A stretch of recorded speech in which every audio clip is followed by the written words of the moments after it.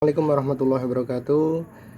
Mohon izin memperkenalkan diri. Saya Abdan Salimul Husna, mahasiswa Manajemen Pendidikan Islam semester 5, kelas MPIA. Di sini saya akan menjelaskan kaitannya dengan memori, sensasi, dan persepsi dalam kajian mata kuliah Psikologi Komunikasi. Pertama yang ingin saya jelaskan kaitannya dengan memori. Nah, memori itu dalam komunikasi intrapersonal maksud saya. Memori memegang peranan penting dalam mempengaruhi baik persepsi maupun berpikir. Memori itu merupakan sistem yang sangat terstruktur yang menyebabkan organisme sanggup merekam fakta tentang dunia dan menggunakan pengetahuannya untuk membimbing perilakunya. Nah, kapasitas memori manusia itu diciptakan sangat besar, namun hanya sedikit orang yang mampu menggunakan memorinya sepenuhnya. Bahkan Einstein, orang terjenius di dunia pun baru mengoperasikan sekitar 15% dari memorinya. Kerja memori itu memiliki 3 proses. Yang pertama itu perekaman, yang kedua adalah penyimpanan, dan yang ketiga adalah pemanggilan. Nah, selanjutnya adalah sensasi. Sensasi itu berasal dari kata sense, berarti kemampuan yang dimiliki manusia untuk menyerap segala hal yang diinformasikan oleh panca indera. Nah, informasi yang diserap oleh panca indera disebut stimuli, yang kemudian melahirkan proses sensasi maksud saya. Dengan demikian, sensasi itu dapat diartikan sebagai proses penangkapan stimuli atau proses menangkap stimuli. Nah, dapat dijelaskan bahwasanya untuk pertama itu memori, itu ada 3 proses itu tadi. Ada proses perekaman, kemudian ada proses penyimpanan, terus kemudian adalah pemanggilan. Selanjutnya materi pada poin B itu persepsi dalam kajian ilmu komunikasi. Nah, pengertian persepsi itu sendiri merupakan salah satu tahapan dari serangkaian proses pengolahan informasi pada diri manusia, atau biasa disebut dengan komunikasi intrapersonal, yaitu proses seseorang dalam menerima informasi, mengolahnya, menyimpannya, dan menghasilkannya kembali.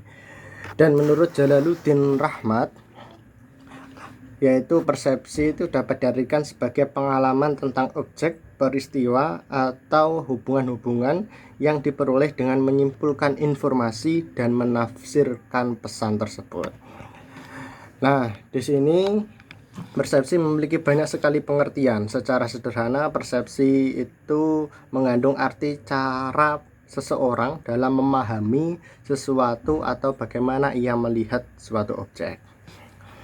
Nah, prinsip dasar dari persepsi itu yang pertama, persepsi itu bersifat selektif. Nah, yang kedua, medan perseptual dan kognitif selalu diorganisasikan dan diberi arti kita mengorganisasikan stimuli dengan konteksnya. Yang ketiga, sifat-sifat perseptual dan kognitif dari struktur ditentukan pada umumnya oleh sifat-sifat terstruktur secara keseluruhan. Nah, yang keempat itu objek atau peristiwa yang berdekatan dalam ruang dan waktu yang cenderung ditanggapi sebagai bagian dari struktur yang sama. Yang poin C itu ada faktor-faktor yang mempengaruhi. Ya, persepsi menurut David Grace dan Richards yang ditulis oleh Jalaluddin Rahmat dalam bukunya Psikologi Komunikasi, persepsi itu dipengaruhi oleh 3 faktor.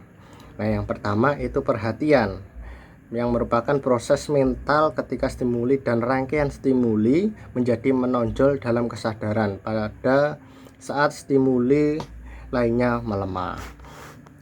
Nah, selanjutnya yang mempengaruhi adalah faktor fungsional. Nah, faktor fungsional berasal dari kebutuhan, suasana hati, pelayanan, pengalaman masa lalu, dan hal-hal yang termasuk apa yang disebut faktor personal.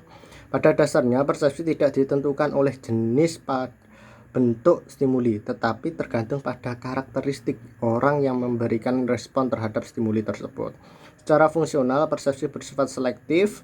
Ini berarti dalam mempersepsi suatu orang akan memberikan tekanan yang sesuai dengan tujuan orang tersebut. Seperti halnya ketika saat berbelanja di Indomaret atau di Alfamart, itu kan ada pelayanan. Nah, itu bisa mempengaruhi dari psikologi seseorang dalam hal juga dengan komunikasinya. Nah, yang ketiga itu ada faktor struktural. Nah, ini menurut teori Gestalt, bila kita mempersepsi sesuatu, kita mempersepsinya sebagai suatu keseluruhan. Kita tidak melihat bagian-bagiannya lalu menghimpunnya. Bagian medan yang berpisah dari medan persepsi berada dalam interdependensi yang dinamis. Oleh karena itu, dinamika khusus dalam interaksi menentukan distribusi fakta dan kualitas lokalnya. Maksudnya, jika kita ingin memahami suatu peristiwa, maka kita tidak dapat meneliti fakta yang terpisah, artinya harus keseluruhan, tetapi harus memandangnya dalam hubungan keseluruhan itu tadi. Proses persepsi merupakan dinamika yang terjadi dalam diri individu di saat ia menerima stimulus dari lingkungannya. Proses persepsi individu akan mengadakan penyeleksian apakah stimulus itu berguna atau tidak baginya, serta menentukan apa yang terbaik untuk dilakukan. Nah, selanjutnya yaitu beberapa tahap. Ada tahapan proses terjadinya persepsi. Itu yang pertama adalah suatu objek atau sasaran menimbulkan stimulus. Satunya stimulus tersebut ditangkap oleh alat indera. Proses ini berlangsung secara alami dan berkaitan dengan segi fisik. Proses tersebut dinamakan proses kealaman. Yang kedua itu stimulus suatu objek yang diterima oleh alat indera, kemudian disalurkan ke otak melalui saraf sensoris. Selanjutnya, yang ketiga itu otak selanjutnya memproses stimulus tersebut hingga individu menyadari objek yang diterima oleh alat inderanya. Proses ini juga disebut proses psikologis. Nah, dalam hal ini terjadilah adanya proses persepsi, yaitu suatu proses di mana individu mengetahui dan menyadari suatu objek berdasarkan stimulus yang mengenai alat inderanya.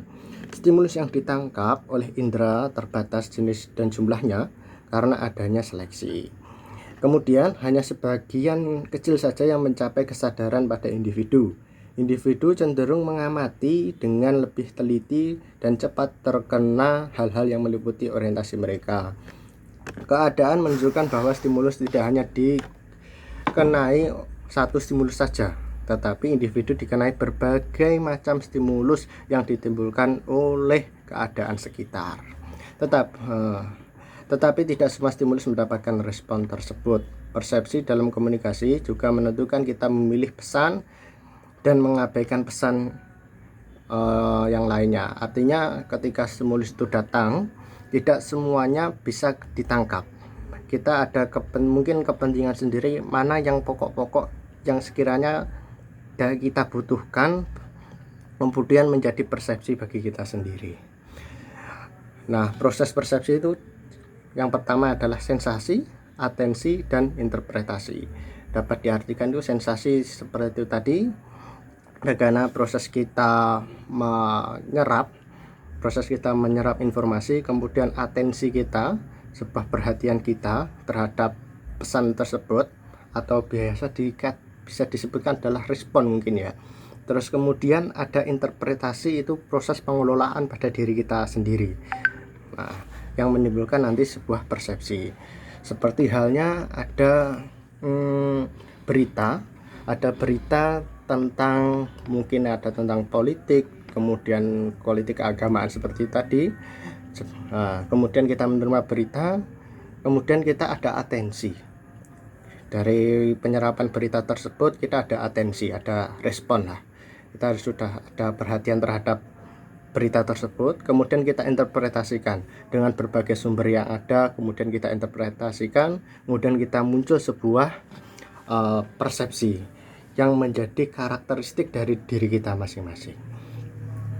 Nah, mungkin seperti itu yang dapat saya jelaskan, yang pada intinya prosesnya melalui memori kita, Memori adalah sesuatu hal yang berada di sekitar kita, ada baik ucapan, ada rasa dari panca indera, terus kemudian ada sensasi, proses penyerapan mana yang sekiranya pokok yang kita butuhkan informasi tersebut, mana yang tidak.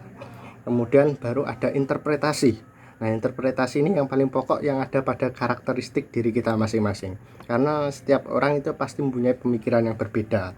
Nah, di situ interpretasi itu berkualitas atau tidak tergantung pada diri kita masing-masing.